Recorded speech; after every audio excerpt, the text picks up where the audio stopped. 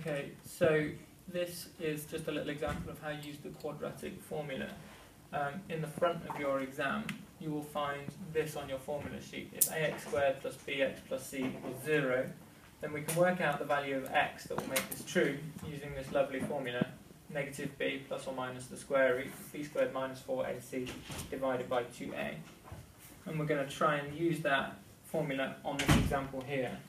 Now obviously this isn't an equation, it's not in the right form at the moment, but if this is equal to 0 and we're asked to solve it, so find the values of x that make it true, then the formula is really important. We could do this by factorising it, but it's a bit difficult to spot how you factorise it. We'll come back to that at the end. The first thing to work out is what a, b and c are before we can substitute them into this formula.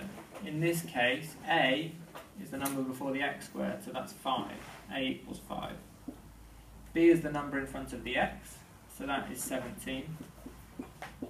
And c is the number on its own, so that's 6. And now to find out what x is, all we need to do is substitute these things into the formula. So x is equal to negative b plus or minus, we'll do the plus version first and the minus version second, the square root of b squared minus 4 times a times c divided by 2 lots of a. So this is now just a simple exercise of typing it into a calculator. If I type this into a calculator, what do I get? Negative 0.16? Yeah. Are we sure? Yeah. I'm not convinced by that either, but we'll go with it for now.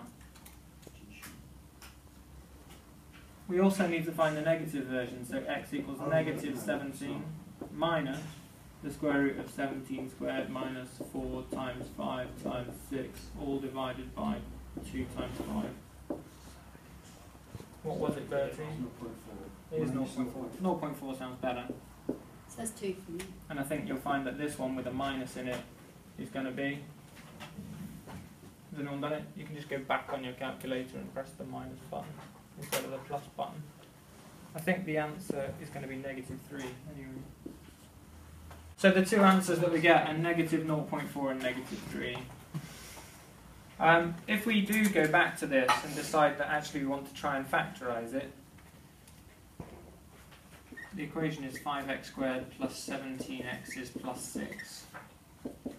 We know because 5 is a prime number, it's going to have to be a 5x and an x. We want 6 here. There's not many ways of making 6. It's 1 and 6 and 2 and 3.